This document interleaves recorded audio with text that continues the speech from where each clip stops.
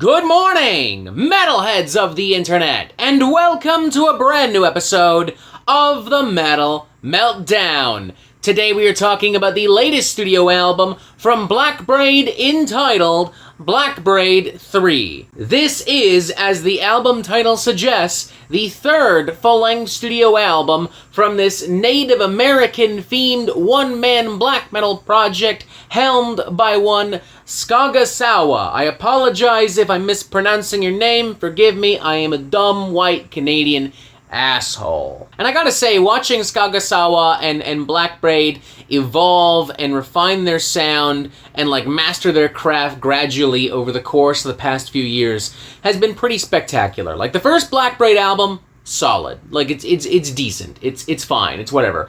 Blackbraid 2 was bigger, bolder, more evocative, a little lengthy, a little bulky. There's a little bit of excess fat and gristle definitely needed to be trimmed, but a lot of great stuff there, a lot of great potential for a follow-up album, and now Blackbraid 3, even bigger, even bolder, even more majestic, even more robust, more emotive, lush, evocative soundscapes, guitar solos. I mean some really genuinely super passionate kind of guitar pyrotechnics all throughout. Some beautiful kind of nature vibes and sounds, ferocious vocals, some decent little twists and turns as well. The closest and most obvious musical comparison, is Wolves in the Throne Room and other kinds of American Cascadian kind of atmospheric black metal that we've seen pop up in the last 10-15 years. But there are also some very grandiose and melancholic and super melodic moments and folksy moments and rustic moments that brings to mind stuff from Agalloch or Moon Sorrow. And since I guess we're just jumping right into the album review right off the bat, I'm gonna just say it. This is Blackbraid's best album yet. Their most dynamic, their most powerful, their strongest collection of material to date, their most cohesive, their most mature, their most epic and beautifully produced and arranged. Now, I know that there's been some interesting semi-heated conversation surrounding Blackbraid over the years that has only intensified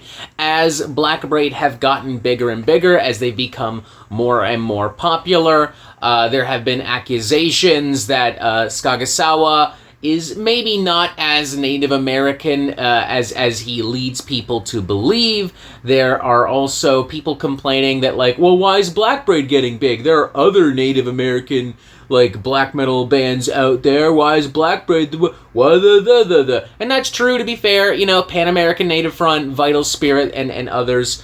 And simultaneous to that, there's just a lot of black metal, I don't want to say they're all elitist and gatekeeper types, but definitely some of them are, who I think are just genuinely mad because this band is popular now, therefore we have to hate them. And to all of that, I say, first off, I don't think it's my place to question the authenticity of a Native American and their, heritage, their birth, their religious, spiritual beliefs, their identity. That's not my place, so I'm staying the fuck out of that conversation.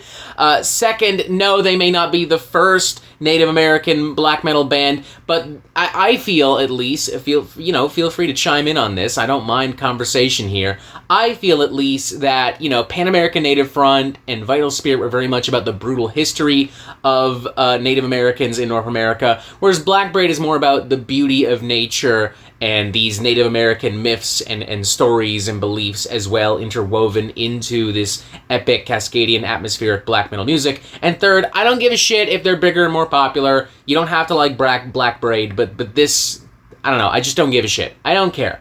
Blackbraid 3 is a great album. Let's move on to talking about that. As I've said already, this is Blackbraid's most robust, dynamic, grandiose, beautiful album to date. I want to make it clear, it still is a brutal album as well. It still retains that cold, dark, icy spirit of classic black metal that is expected really of any kind of black metal record. There's just more layers to it and surrounding it now, more musical and spiritual depth. Skagasawa has worked very hard to, up Blackbraid's game with every fucking album.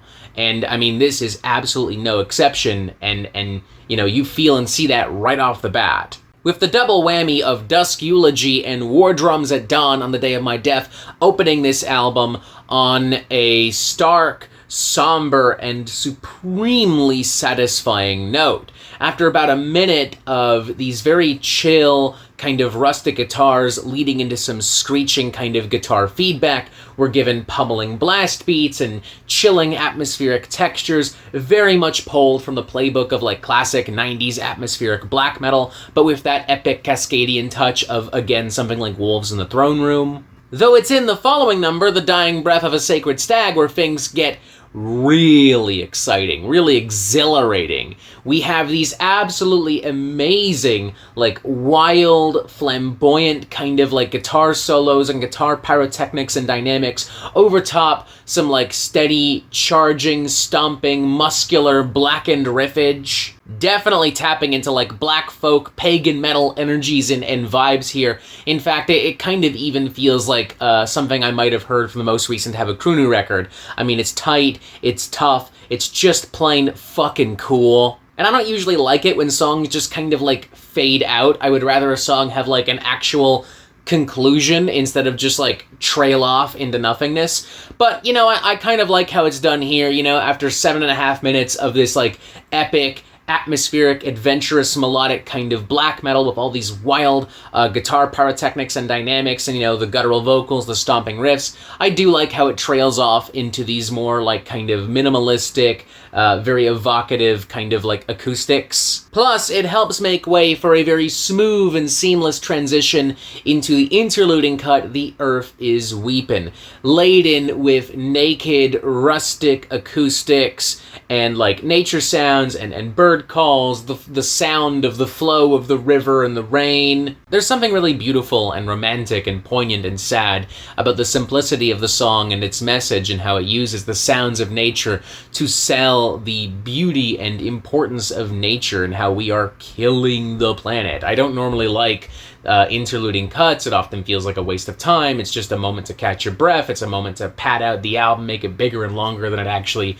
is or needs to be. But this works really well. As does, might I add, the other interluding cut, Like Wind for the Reeds, Making Waves Like Water, some beautiful acoustic guitar playing here, some genuinely pretty technical guitar playing here. Like, it feels like a more advanced take on the kind of like rustic, folksy kind of acoustic stuff I'd hear from Panopticon to an extent. And God, the full-blown instrumental of Traversing the Forest of Eternal Dusk. First off, awesome name. Second, this is not an interlude, this is a full-blown instrumental. Some beautiful atmospheric textures, some beautiful acoustic guitar work, some beautiful emotive, passionate shredding too. This feels like American Cascadian black metal's answer to like Voice of the Soul from Death, like on the Sound of Perseverance record. That's what it reminded me of, at least in certain parts. And then God of Black Blood is so much more like grim and dark and brooding, very slow-paced, chugging, drawling, churning riffs all the way through. It's dense as hell, a little bit of like a sludge metal underbelly, dare I say, in certain moments and in certain parts. It certainly carries that same kind of like misanthropic, thick kind of tone and sound and vibe. Love the volatility and nastiness of the vocals here. I mean, it just sounds like it's spewing, vomiting from Skagasawa here. He sounds nasty as fuck. And then, of course, there's the nearly 10-minute long, mammoth-sized cut, and then he became the Burning Stars. It is filled with towering, brutal, punishing grooves, acoustic guitar woven so well into intricate, complex, nuanced riffs, a few tranquil, quiet, reflective, intimate moments paving the way for, you know, a fantastic, epic, atmospheric, Cascadian black metal catharsis with huge, soaring melodic guitars and more towering kind of like black metal percussive assaults. My only real complaint is that somehow this isn't the final cut on the album. Instead, the final cut on the album is Fleshbound, which, while a solid song in and of itself in its own right regard, does feel a little bit anticlimactic in comparison to And He Became the Burning Stars. but that's just me. And honestly, if the worst thing I can say about an album is, hey, I think these two songs should switch places, I think we're in a pretty solid fucking spot. I'm feeling a very enthusiastic, very strong 4 out of 5, leaning very close to a 4.5 out of 5. I think as I spend more and more time with the record, I could maybe move it up to a 4.5 out of 5. There are just so many strong moments. The production here is just fantastic. You know, they don't really compromise like the darkness expected of black metal, but everything is very clean, very polished. Everything has like a real grit and bite to it. All of the clean, atmospheric, melodic textures, it shines and shimmers and sparkles in all of the appropriate and necessary ways. It never feels bombastic or overwhelming or over the top or corny and cheesy, even in its biggest and boldest moments. The people who already have issues with Blackbraid for reasons that we briefly discussed in the beginning will not be convinced to check out Blackbraid III by this review or at all by any review, and that's fine, whatever, to each their own.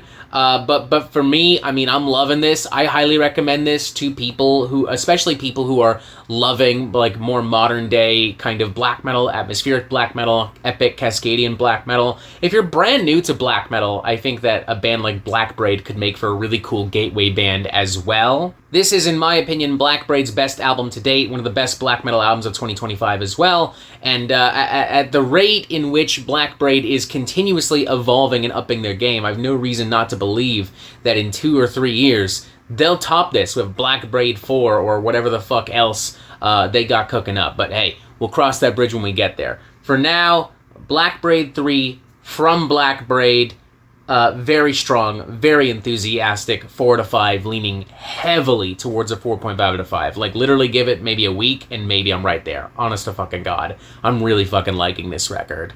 And that is it for the Metal Meltdown. I am not an expert, nor do I claim to be. So what do you think? Do you like this record? Do you not like this record? And what do you want to hear from me next? And thank you for watching. Make sure you press subscribe right here so you get updates on the Metal Meltdown immediately. Boom, more videos. Wow. Join us on Discord. Wow. And as always, you have yourself a fantastic fucking day.